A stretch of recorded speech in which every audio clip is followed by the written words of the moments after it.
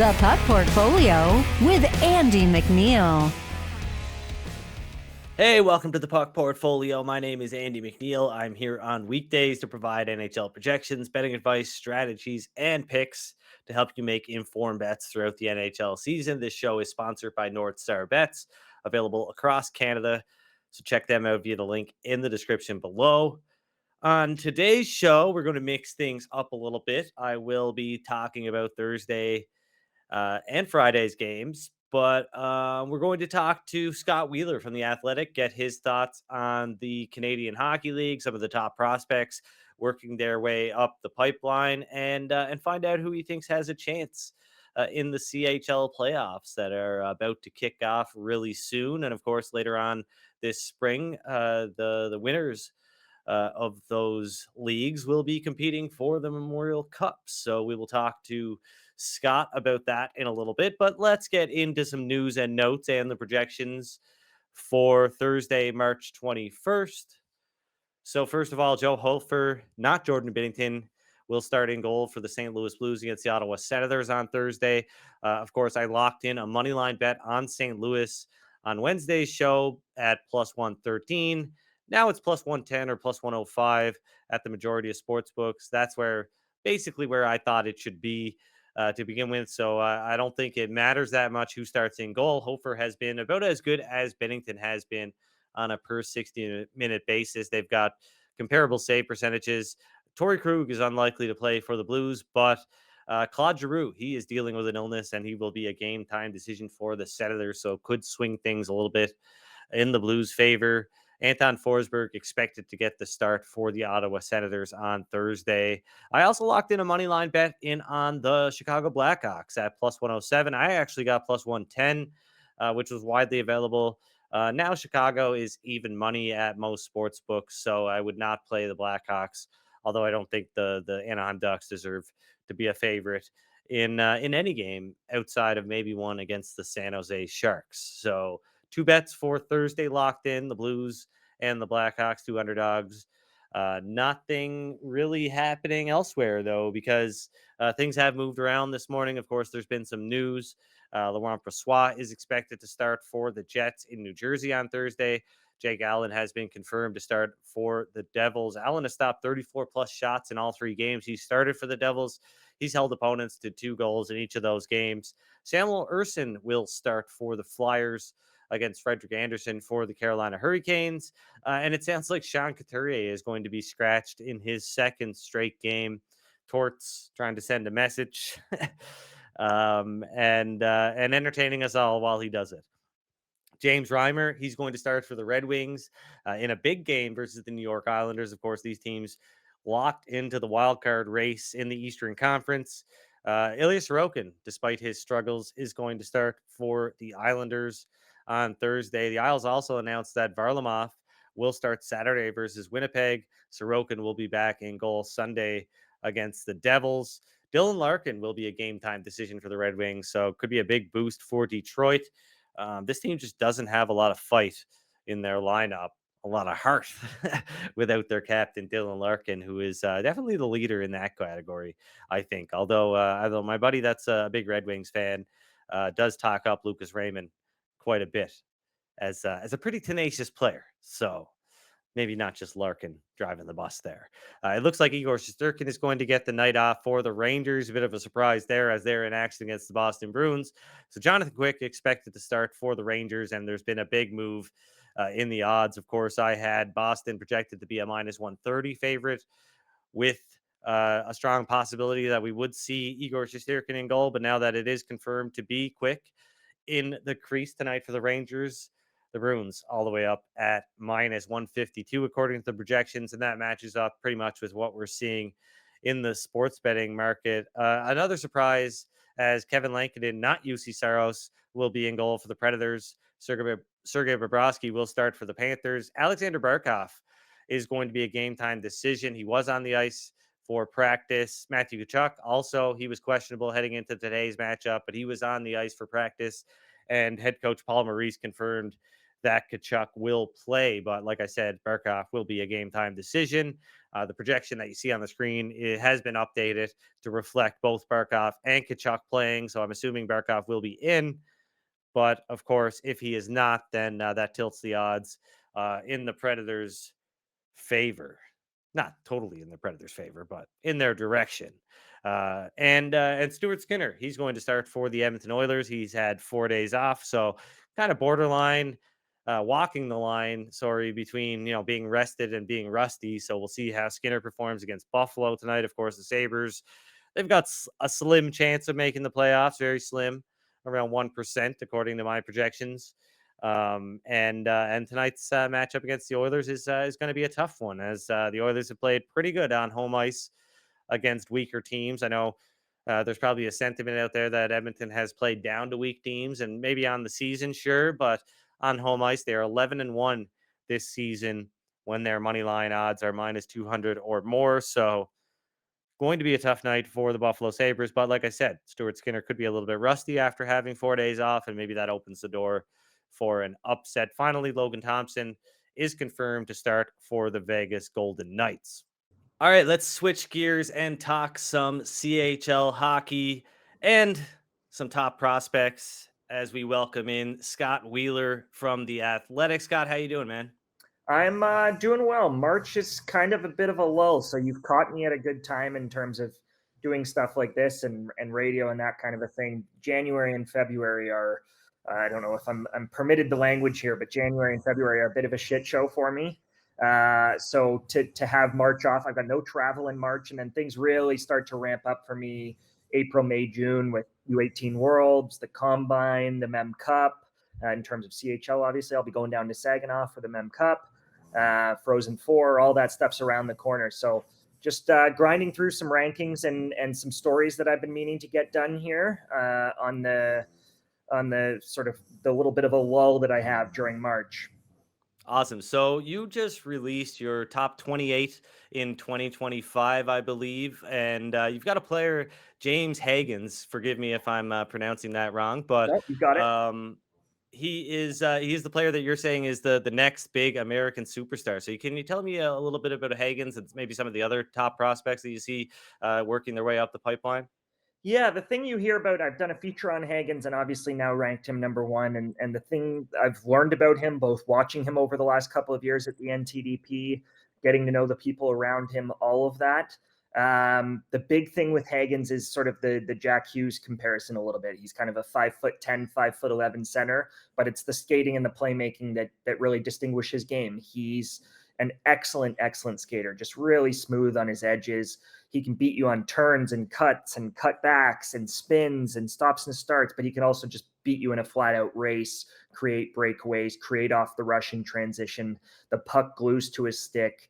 Extremely talented, natural playmaker and passer. He's got a little bit of a jam to his game too, maybe a little bit more than Jack Hughes had when he was at the NTDP. He fights for pucks. He's a competitive kid. He'll go to the front of the net, all of that. So really exciting talent. He's headed off to Boston College next year because he's a late birthday in his draft year. He's actually played his 2 years at the NTDP already, and he'll get to play like Macklin Celebrini did this year. He'll get to play his draft year in Boston. Macklin was at BU, and Hagens will be with the rivals, with the Eagles at Boston College in Chestnut Hill there. So yeah, a really exciting player. The only sort of thing he's missing is maybe a little bit of ideal size for NHL clubs. Clubs want a little bit more weight, a little bit more height in their ideal sort of number one center, if you will. But really, he does profile like that so far, and it's still early. But he looks like a kid who's got a chance to be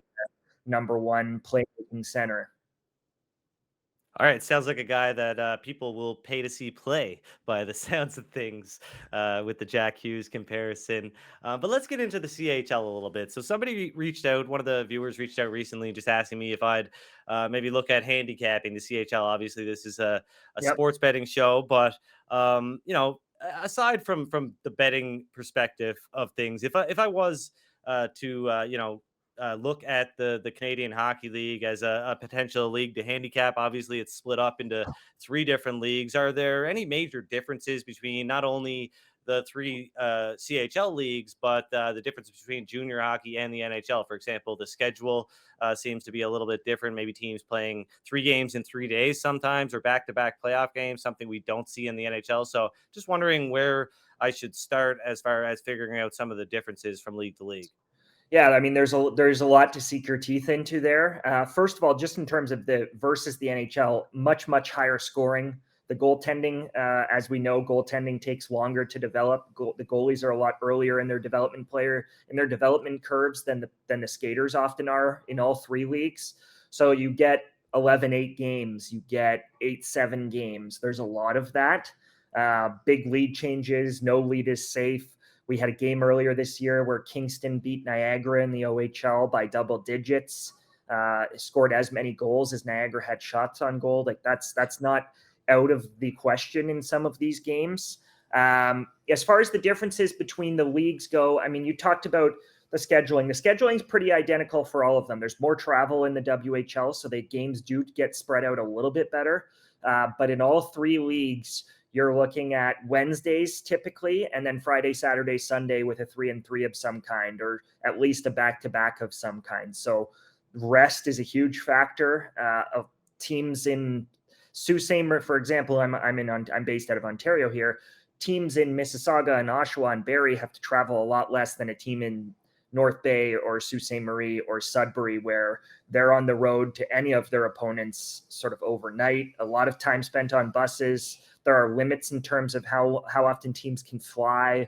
Some teams can't afford to fly many places. Some places they're going to don't have airports, all of that, right? So it's tricky that way. As far as the differences between the leagues go, the W has tended to produce more defensemen. It's tended to play a more physical game. They take pride in, when you talk to coaches and GMs in that league, they take pride in talking about sort of a more defensive style, a more hard-nosed style, that sort of classic Prairies brand of hockey.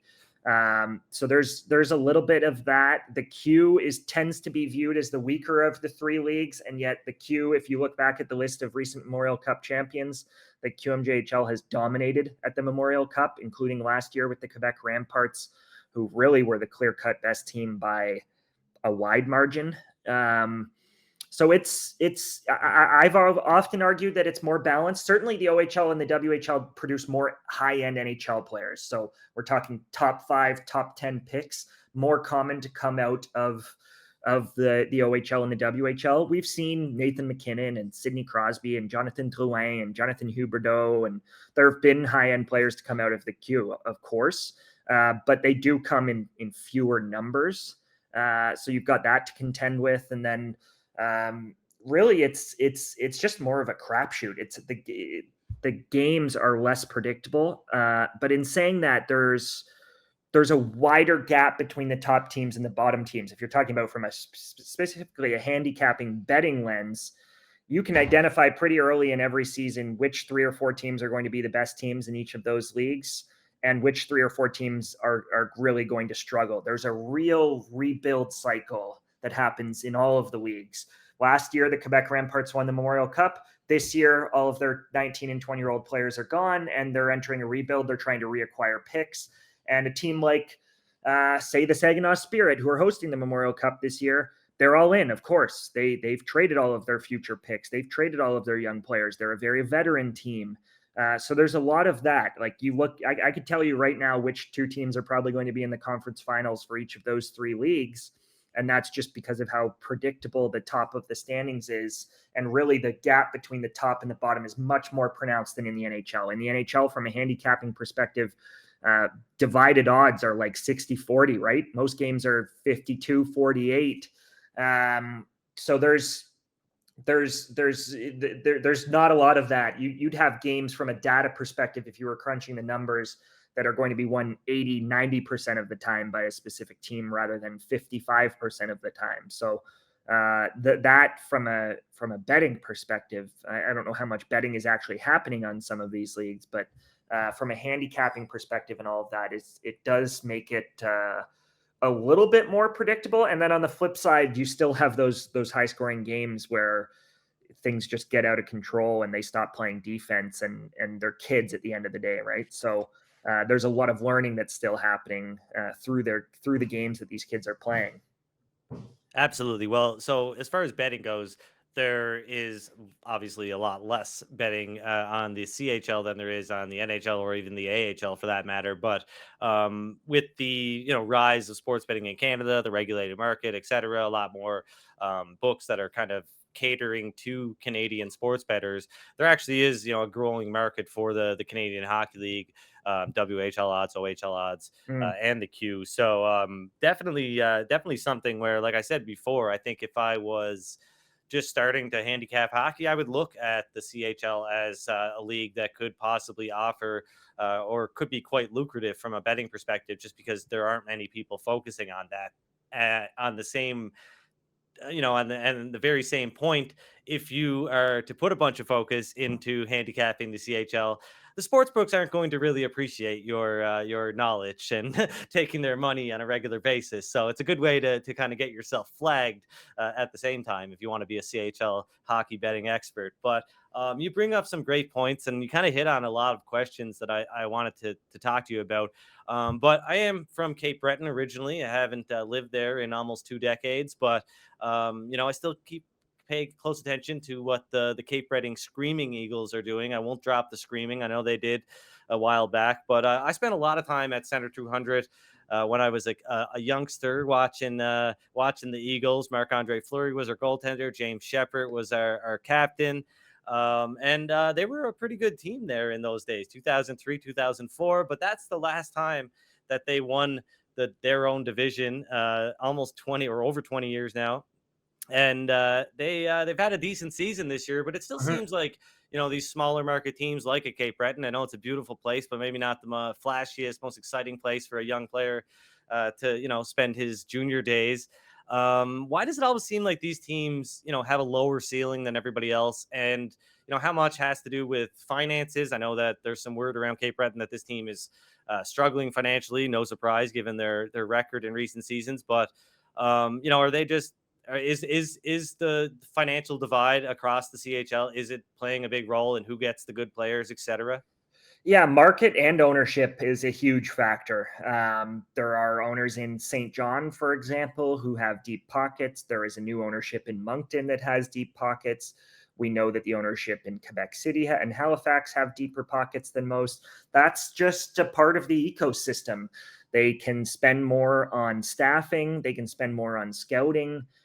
They support some places support the players better in terms of billet housing and education and the schools that are available to them, and all of that is a part of the package when you're trying to convince a player to come to town. And certainly there's still a draft, but players often don't end up committing to the team that drafts them, and in many cases before the draft there's an interview process that takes place with top players to say, hey, if we pick you, are you going to even be willing to come here?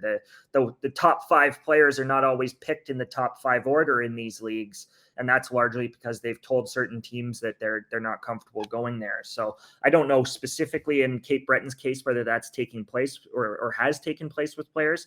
Coincidentally, they actually have a first overall pick named Thomas Lavoie on their blue line right now. Thomas is going to be a second or third round pick in this upcoming draft. Hasn't maybe lived up to the hype of where he was selected at the top of the QMJHL draft. But Lavoie is a 220-pound defenseman who's a legit NHL prospect. He's got to work on his skating and his mobility a little bit, but kind of has the rest. So that there are some good players there. Cam Squires is a New Jersey Devils prospect. They traded for Cam Lawrence to sort of try to contend a little bit more this year. Cam Lawrence is a former draft pick of the Tampa Bay Lightning. He was never signed, but was drafted.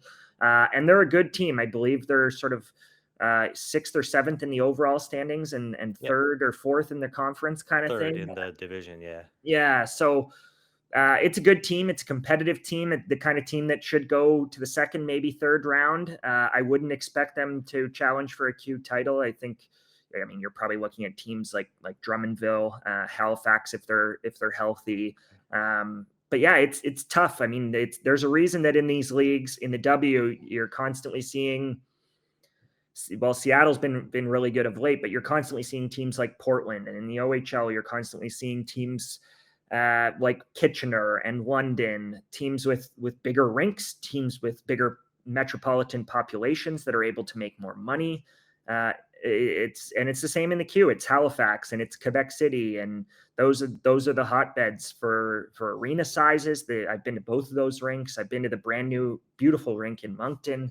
That's a factor in terms of recruiting talent and going out and even finding talent and having a scouting staff that's well staffed, right? So it's a bit of a war for the smaller market teams to stay competitive, but they still do. I mean, we've had almost every team and almost all 60 of the teams in the CHL have won or challenged for a league title at some point in their team's history. So it's not completely impossible. For sure. And, looking at the WHL, a couple of months back, the Wild traded Connor Geekie and Matthew Savoie to different teams, Swift Current for Geekie and Moose Jaw for Savoy. Yeah. Are those teams legitimate contenders in your eyes, or do you look at like the Portland Winterhawks and the Prince George Cougars as just being that much better than everybody else in the WHL? No, those teams are legit. I think the Warriors in particular, Moose Jaw in particular, is a real threat. Moose Jaw's core in terms of their five, if you were to match their 5 best players against the 5 best players of any other team in the WHL, is as strong as any. And it's not just the addition of Matt Savoy, it's Denton Matejchuk, it's Jagger Furcus, it's Braden Jagger. They've got 4 or 5 of the best players in the league. Now, what does the depth look like? The depth, well, it's not as good as it is in Saskatoon or in Prince George or in Portland. So you're talking about a more top-heavy team in Moose Jaw. I really like that Prince George team in particular. That Prince George team, when they've been healthy, Cohen Zemer, one of their star players and a prospect of the Los Angeles Kings, has been injured for much of this year. But when they're fully healthy, they have 6 legitimate high-end forwards. And really, when they were healthy early in the season, there could have been an argument that they had the 2 best lines, not just one of the best lines, that they had the 2 best lines in the league. Their first and second lines were elite, and have really stayed that even without Cohen Zemer. So I like that Prince George team. They come at you in waves up front. But it's competitive in the W this year. I would say more competitive than in the Q and in the O. In the O, I think the full expectation at this point is that it's going to be a team like London or the hosts in Saginaw. Sudbury was supposed to be better this year than they are and haven't really grabbed hold of it. In the Q, you're looking at Drummondville. It's a small list as well. But in the WHL, I mean, Saskatoon's legit. The Cougars are legit. The Winterhawks are legit. The Warriors are legit. The Broncos are finally sort of pushing a little bit after some really, really lean years the last 3 or 4 seasons. So it's going to be a competitive WHL playoffs, no question. Yeah, so the playoffs. Speaking of the playoffs, they're getting underway. Just I guess in the next week or so across the CHL. You mentioned that the Q having won a lot more Memorial Cups than you would expect from that league. Is a team like Drummondville then kind of a Memorial Cup dark horse, I guess? Yeah, a little bit. They're right there. I do think this is a weaker. After talking up how the Q is kind of underrated, I actually do think this is a bit of a weaker year for the Q. It's there isn't the talent in those groups this year that there was a year ago. You looked at the teams that were competing for the Q title a year ago. That Quebec Ramparts team was dominant, top to bottom, like 10 plus drafted guys, first round picks, stars that were undrafted, players who played for Team Canada at the World Juniors. It was a loaded group, and you look at the top 2 or 3 teams really in the Q this year, and the only team that gives a little bit of that feeling is Halifax, and Halifax has had a bit of a hot and cold season. They've been dominant in stretches. They've struggled in stretches. Jordan Dumais, their best player and the reigning QMJHL MVP, who had 140 points a year ago, was injured and had to have surgery on both his abdomen and on both of his hips. He then got back and was actually recently charged with a DUI and given a 10-game suspension, which will linger into the QMJHL playoffs. Although I believe he only misses game 1 of the Q playoffs, so Dumais will be back And Dumais is one of the most talented players in the whole of the CHL. But you match up even a Halifax team with Dumais and others, Marcus Vidacek, who was invited to Canada's World Junior Selection Camp. You go down the list, it's a really strong group there. Even that team, you match them up against a Saginaw or a London or a Portland or a Moose Jaw, like it's in a Memorial Cup setting at least. And I think they're probably going to be the underdogs. So this year, really, I mean, you just look at the top of the scoring table in the queue. It's not filled with the drafted names and the first round picks that you'd hope for. And even this year's draft, the 2024 draft, you've got players like Maxime Massé who are going to be fringe first round picks, but you don't have that sort of high end guy. Whereas there is that player in the Q or in the O and in the WHL, whether it's Zane Perek or Sam Dickinson or Carter Yakimchuk or Berkeley Catton out in Spokane. So just the high-end talent is missing a little bit in this age group, or these few age groups, I should say, in the queue. Okay. Makes sense. I guess just to finish things up then, as far as getting into CHL hockey and learning more about the leagues, of course, it's not that hard to find the traditional stats, but we know that the analytics has seen a big rise in the NHL, and that has a lot to do with the NHL making their play-by-play data available to people. So Evolving Hockey, Natural Stat Trick, these websites have built models using the play-by-play data that has given us things like expected goals because of the fact that they have shot coordinates and locations and things like that. Where is the state of CHL analytics right now, modern hockey statistics, and are there any places, websites, resources that we can be looking at to kind of sharpen up on these leagues? Certainly in terms of what they make available, it's pretty limited. You're looking at counting stats, shots on goal, penalty minutes, the bare minimums, the basics. Face-off percentage is now included, but it's a pretty limited data set.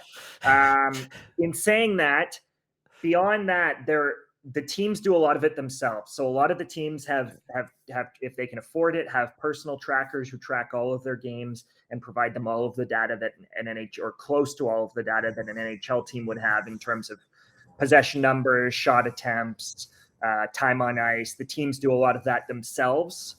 So there is data. I mean, if you talk to the right people, you can get some answers on some of that kind of stuff. There are also scouting services. Instat is the big one. Instat is used by NHL scouts and NHL clubs. Instat tracks all of those things: time on ice, possession data, giveaways, takeaways, retrievals, everything.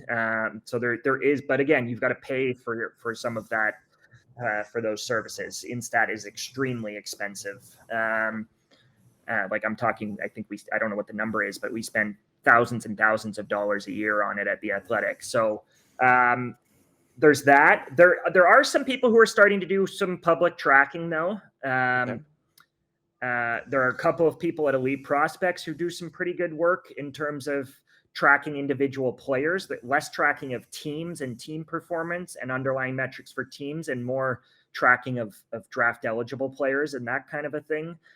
Byron Bader has a model. It's called Hockey Prospecting, hockeyprospecting.com. He has a data model that projects out, strictly based off of data, projects draft eligible prospects to the next level. He's had a lot of success with it. It's a huge resource for people like me. NHL clubs have also worked a little bit with Byron. There are people like Will Scouch, who does individual player tracking and releases some of his data publicly. Pick 211 does some approximate projections through approximate ice time. So using line charts to project out ice time and do things like points per 60 and sort of a little bit more advanced data crunching. So there are websites out there and people out there that are doing really valuable junior hockey work. You just have to sort of dig a little bit deeper and look a little harder to find it. Awesome, Scott. Well, we really appreciate you joining the show today. Everybody can find your work at The Athletic, and you mentioned that you've got another big thing, prospect rankings coming out this coming week, you said? Yeah, my new 2024 list. I do a few lists throughout the year, sort of stagger them. And my next 2024 list, so this upcoming draft will be out on Monday at the Athletic. So a new top 64, if you will, for the upcoming draft. Awesome. Looking forward to it, man. Thanks a lot. Cheers. All right, great stuff from Scott. Super insightful. I think I'm going to invest some time into handicapping the CHL next season. Maybe, hey, maybe even in the throughout the CHL playoffs. We'll see. They do get underway pretty soon here. Maybe we'll find some value down the stretch on some junior hockey games. But one thing I did forget to get to before our interview with Scott was the schedule breakdown, and we can check it out for the next 3 days of NHL action: Thursday, Friday, and Saturday. Of course, we've got a big slate on Thursday, a small slate on Friday, and then another whack of games on Saturday, and pretty condensed for some teams. Obviously, a lot of teams playing their fourth game in 6 nights. If you've been here before, you know what you're looking at. The load column tells you a little bit more context about what's going on with each team's schedule, while the rest column tells you how many days rest teams have heading into their games. So some back-to-backs, 6 games in 9 nights for the Hurricanes on March 22nd, Friday, against the Capitals. And speaking of the Capitals, word came out this morning that Tom Wilson is going to face an in-person hearing for his high stick on Noah Gregor in Wednesday's game versus the Maple Leafs. I don't know if you could classify it as a high stick. It was more like a guillotine chop. He tried to behead Gregor live on an NHL broadcast. So it looks like he is opening himself up to a suspension of 6 or more games. So we'll wait and find out what happens with that. But it doesn't look like Wilson will be in the lineup when the Carolina Hurricanes come to Washington on Friday. No early bets for me on Friday as of right now, but we'll be back on Friday with Nick Martin from the Action Network. Of course, Nick and I will look forward to Saturday's big slate, provide projections, bets, and some breakdowns of what's going on in the NHL this weekend. But that does it for today's episode of the Puck Portfolio. Drop a like on the video if you have not already. Subscribe to the Canada Sports Betting YouTube channel for more great NHL content. We'll catch you on Friday.